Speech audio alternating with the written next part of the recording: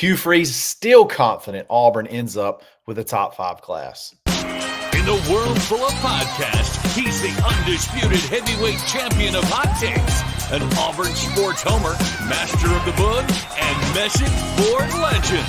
Get your buttons buttoned and your hats flattened because the Top Button Podcast is about to kick off. And you don't want to miss your courtside seat. Now, here's your host, Charlie 5.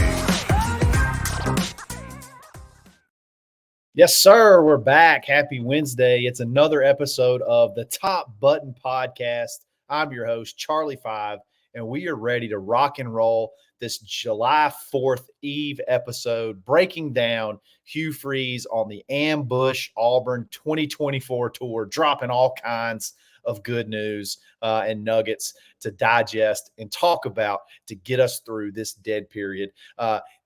Very confident. Still very confident that Auburn lands a top 5 class, and we're going to break that down shortly. Let me tell you about some other confidence you can have.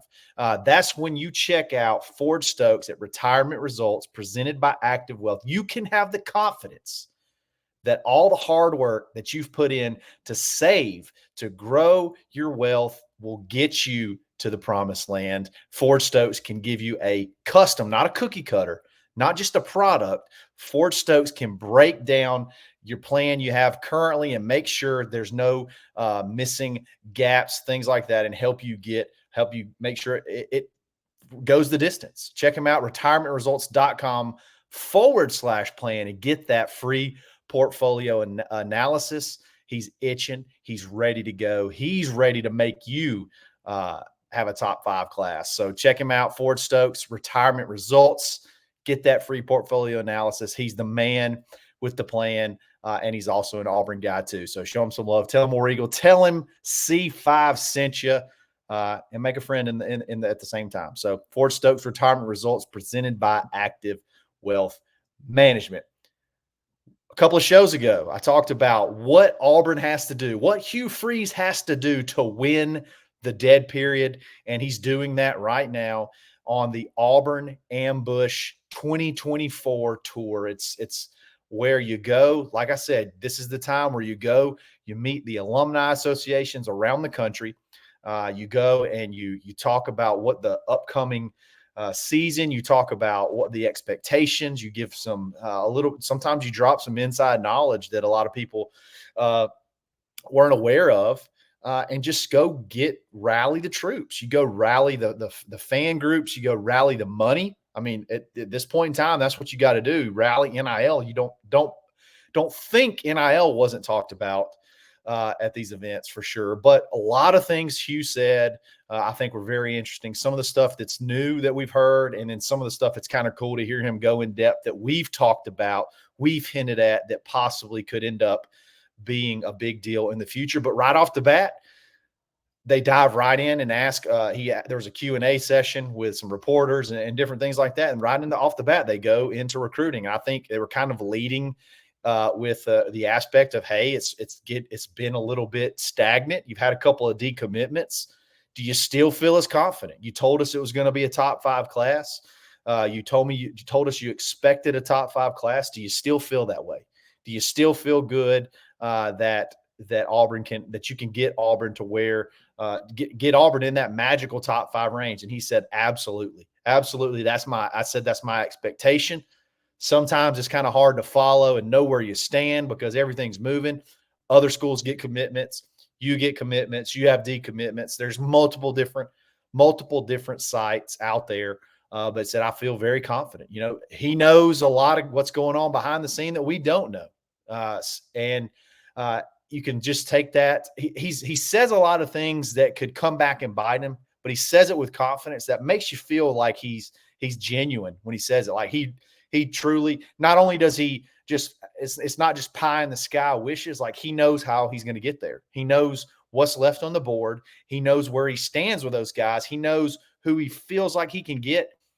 And don't think they haven't done the math. Don't think they haven't been on the class calculators to kind of figure out if you land X, Y, Z, where do you end up? And it's not that far-fetched. You were just fourth not very long ago. You had two decommitments. You dropped back right outside, either right at the top 10, right outside the top 10 in most sites. But you could pull off a big commitment to join the class back again on the 4th of July with Hollis Davidson. You turn around on Saturday, you close the deal, hopefully, with Jacoby Ward, who you feel like you've led for a very long time, a offensive lineman that you desperately want to add to this class. And then you go chalk again with the guys that you lead for. Your Blake Woodby, who's got I think he's looking at the end of July, right around the Big Cat Weekend announcement. Anquan Fagans, same thing, right around the end of July, around Big Cat Weekend. Could be a Big Cat Weekend commit. If you just go chalk there, when I say chalk, I'm just talking about guys that if you look at predictions, you look at the RPM prediction model on three, you look at those guys and you just go, these are the guys that everybody says we lead for.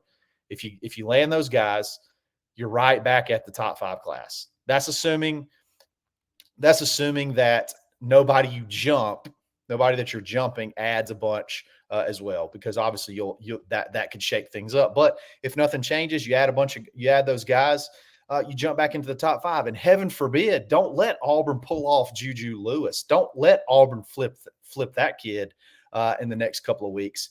Then you're talking about inside the top 5, and then the domino effect that we talked about yesterday that could come from adding a kid like Juju Lewis.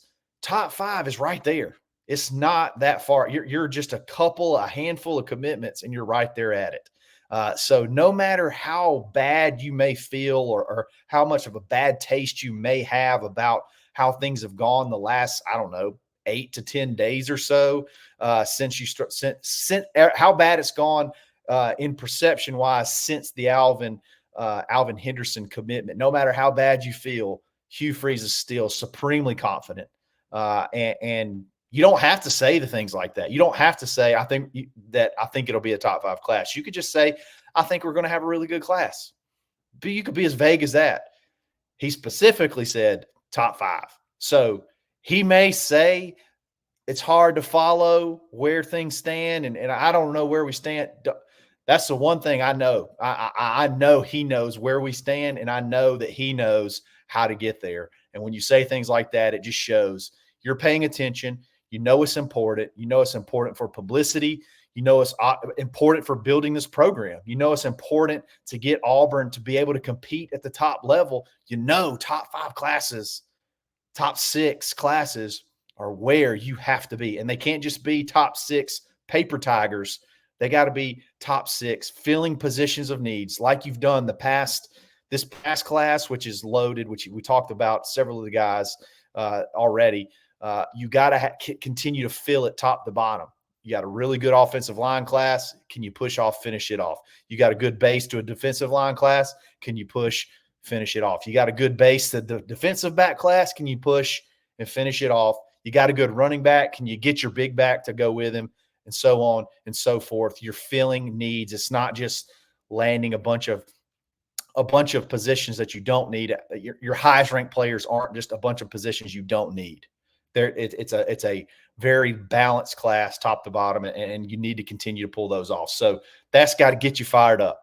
Get you fired up. Your coach is out there, and he's giving specifics. He's not giving generalities. He's giving specifics. He is supremely confident, and that gets me back jacked up. Even if my bug started to wane a little bit, even if downtime, your bug starts to wane a little bit, you hear stuff like that, it gets you fired back up.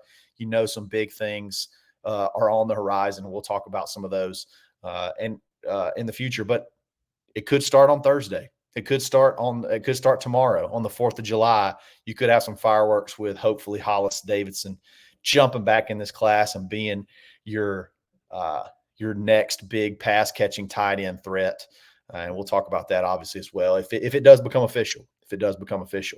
One of the more sad things I think that he talked about was a little bit, they obviously asked him about the health of the team and injuries and stuff like that. Tyler Scott, up and coming young DB, great story, tough kid, tears his ACL in a workout. He's going to be out for the year. This was a year he was really going to be able to push for a spot. You hope that it's not one of those really, really bad tears that he can't come back full speed. I think this kid is determined.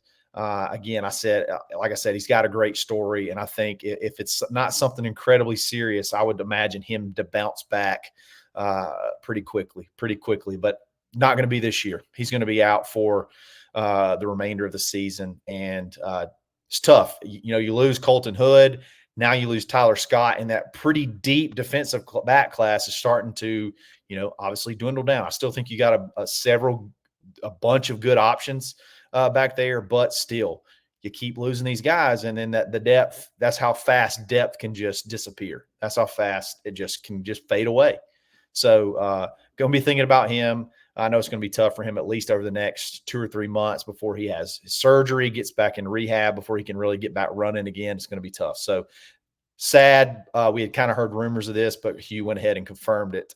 The biggest news, injury news, and this could have been super debilitating, and it's still pretty tough. Is Alec McPherson,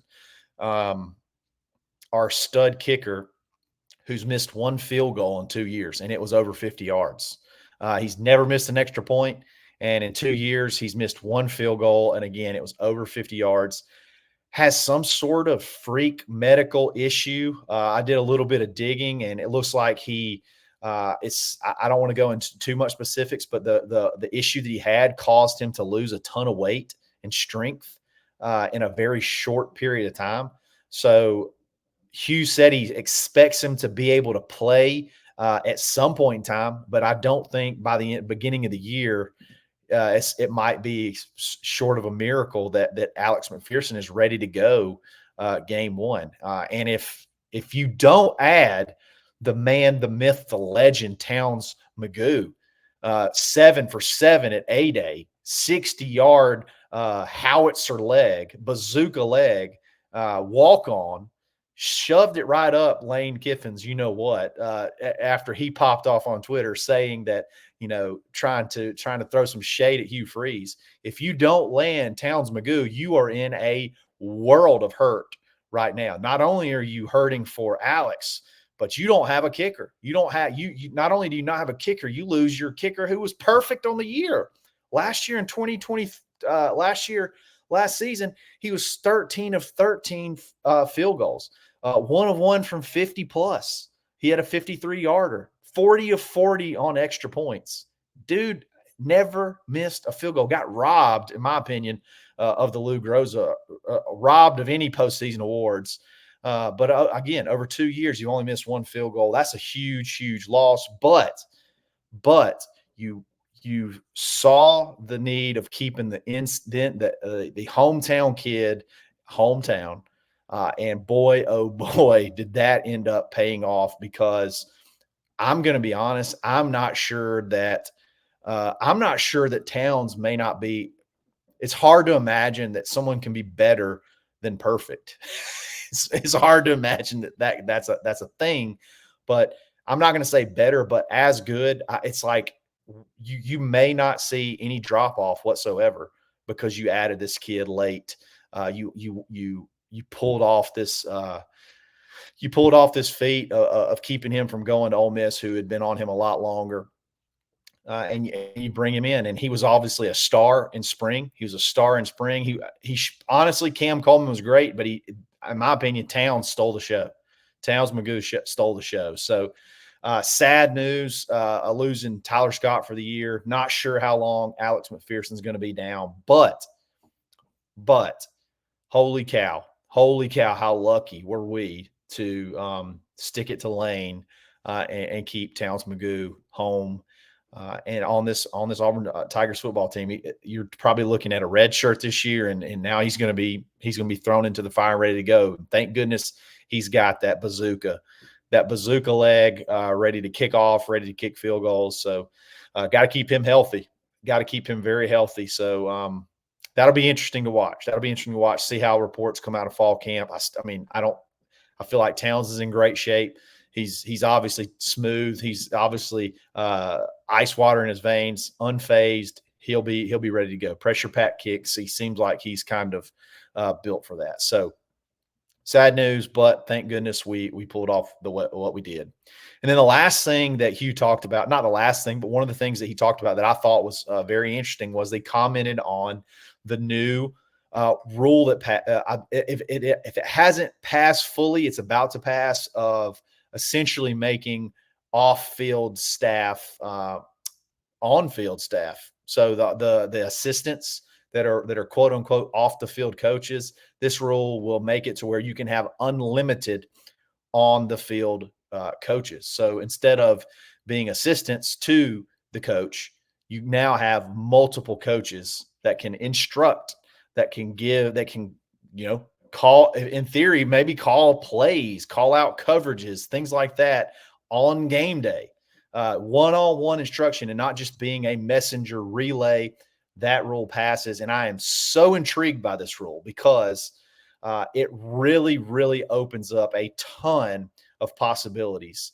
You just added a coach, I think his name's TJ Rushing, which was DJ Durkin's on the field defensive backs coach at Texas A&M, who, if you look up his recruiting profile, is just an absolute stud, just 5-star, 5-star, 4-star. He's going to be an assistant. He's going to be an assistant DB coach, not the DB coach. That's the caliber of guys. Hugh said it. I feel like my off the field guys are elite. I feel like my off the field staff could be position coaches elsewhere, on-field staff elsewhere. And it's so awesome now that those guys get to give one-on-one instruction. He said, I got 125 players on this team, 125 players when you got scholarships and walk-ons.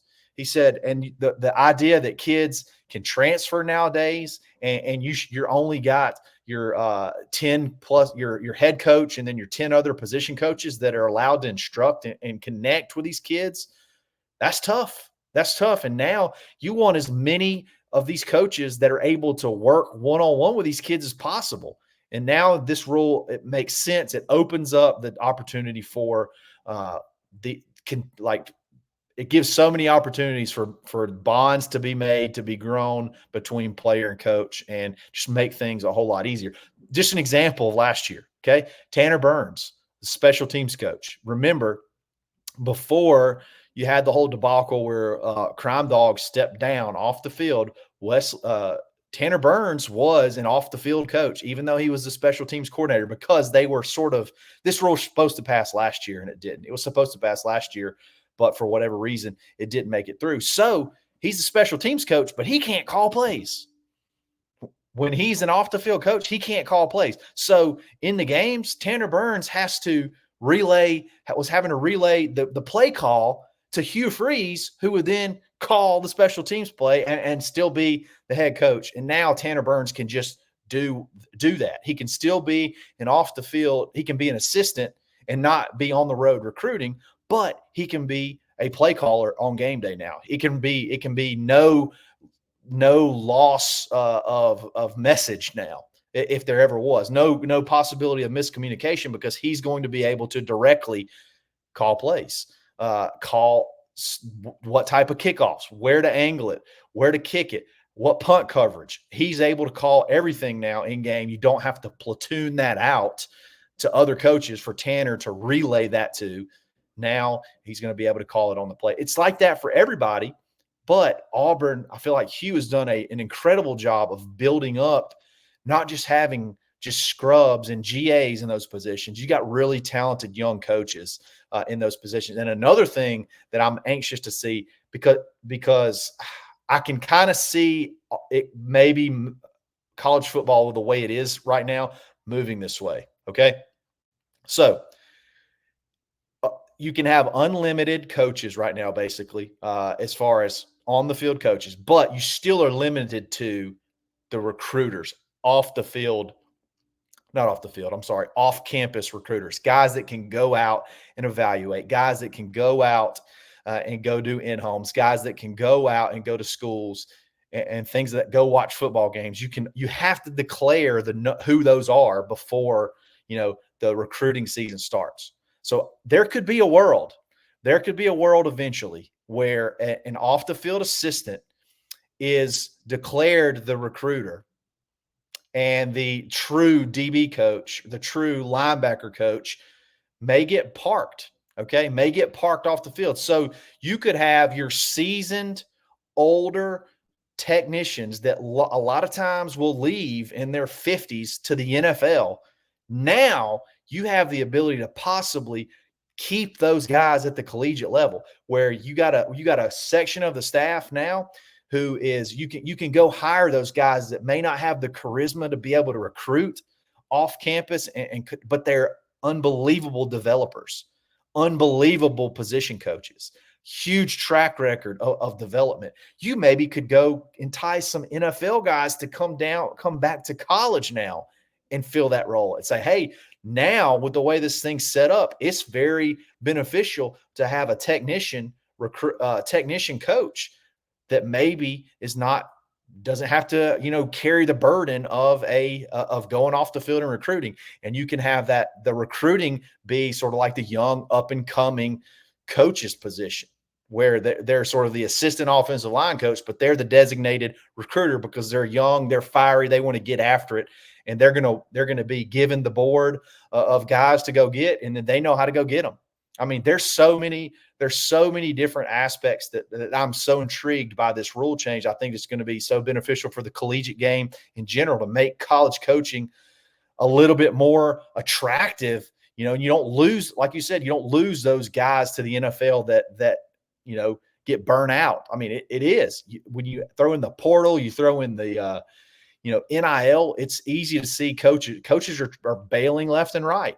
Hey, let me get to the NFL. This is just too much. Well, now you could see the possibility that this new rule could usher in a new era of how to manage your coaching staffs and the new era of how those designs are set up. And I'm very intrigued. And Hugh is obviously very excited about this rule change and how it could affect this Auburn team. So be on the lookout. This ain't the last stop. I think they're going to Houston, Texas next. They're going to be going a couple more stops before they get back. Bruce Pearl was on these trips as well. They were at Lake Martin, in Alexander City, I think either this evening or last night, last evening. It can't be this tonight because the night hasn't happened yet. So last night, at the Lake Martin Auburn Club, the Ambush Tour, you're going to hear a lot more sound bites, a lot more stuff, a lot more good questions to be asked. And these are the kind of things that you have to do to win the dead period and get ready to make that charge towards Big Cat Weekend. So tomorrow, 4th of July, we're going to have another show. We're going to be getting after it. Hopefully tomorrow we're celebrating some good news on the recruiting trail. And when it does, we'll obviously talk about it. And I could have a big guest on Friday that may be a little bit more involved moving forward that I think you're going to enjoy, have a cool perspective. We'll see. I'm trying to nail that one down because I think it could be a lot of fun. So again, I really appreciate it. Happy Wednesday. Thanks for listening. Like this video, subscribe to this channel, follow me on Twitter, get at me in the comments. Let's just take the gloves off and get after it. If you don't agree with me, if you think recruiting's in the tank, let's just duke it out. Let's just get after it. And if you want to tell me you like the show and you just want to say War Eagle, I'll say it back and we can be friends. So again, I really appreciate it. Thank y'all for listening. And we'll be back tomorrow. And if you're on the lake, you're on the beach, hopefully you got something fun to pop in and listen to while you take a cold beverage and celebrate freedom. Celebrate freedom and celebrate America. So again, thanks again for listening. It's another episode of the Top Button Podcast. Stay bud. Thanks for listening and drive home safely.